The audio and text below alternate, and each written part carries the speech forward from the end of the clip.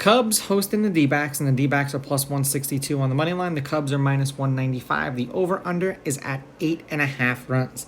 The D-backs getting a run and a half on the run line are minus 125, meaning if you bet them that way and they win this game outright, you'd win. They lose by 1, you win. And the Cubs laying a run and a half on the run line are plus 105, meaning if you bet them that way, they must win this game by a minimum of 2. Now, these are the overnight odds. They're going to change the closer we get to first pitch tomorrow, and I imagine they're going to change more because I've seen either Nelson or Ciccone. So I've seen 2 different pitching matchups for this game, so if they decide to go Ciccone, the odds may change for this game. Now, thank you for everyone who did join my Discord. As you saw, I went 6-2 on my best bets for the MLB today, even though the majority of my overall picks suck. My best bets hit it 75%, so I'm kind of proud of that. For those of you who don't know, go to my website, rawsportstalk.com, go to the membership tab, and then click on the $14.99 package. That's where my Discord is, and you'll get my picks. Now, if it's either Ciccone or Nelson, neither one of them pitched against the Cubs last year. The same thing goes for Assad. He did not pitch against the D-backs. If it is Ciccone, they are 2-2 in his 4 starts. He averages 4 innings pitched and 3.75 strikeouts per game. And for Nelson, I was having a harder time finding his stats. I feel like it's been a minute since he's pitched, so he's probably coming back off of the injured list, and you always got to worry about their first start back.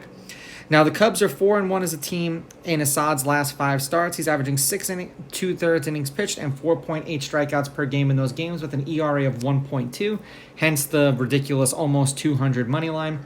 The under is 3-2 in his last 5 starts. And like I said, he did not pitch against the D-backs last year or this year, which kind of sucks when you don't see how these guys do. Now, head-to-head, the road team is 6-4. These teams are 5-5 against each other in their last 10.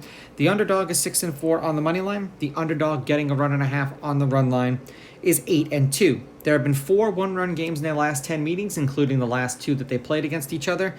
The over is hitting their last 3, although the under is 6-4, and the over-under at 8.5 runs is 5-5. Now, for those who are concerned about the wind, it will be blowing in at close to 13 or 14 miles an hour. So keep that in mind when you bet this game.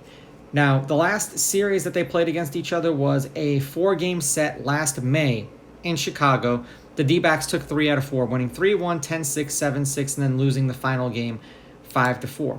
The D-backs are 4-6 in their last 10. They are 2-2 in their last 4, losing to the Orioles 8-5 and then beating the Rockies 4-2, then losing to them 3-2, and then beating them today 12-5. For the Cubs, they are on a 4-game winning streak. They're 7-3 in their last 10, and the under is 8-2 in their last 10. Beating the Reds 15-7, and then sweeping the Giants 5-0, 11-8, and 8-2. This is one of these catch-22s because now it's obvious that the Cubs should win this game, and especially with the D-backs having to travel. I'm going to take the Cubs with the money line. I'm going to take the Cubs laying the runs, and I'm going to go under in this game because the wind is blowing in. These are just my picks. If you disagree, please go with your gut, and please bet responsibly.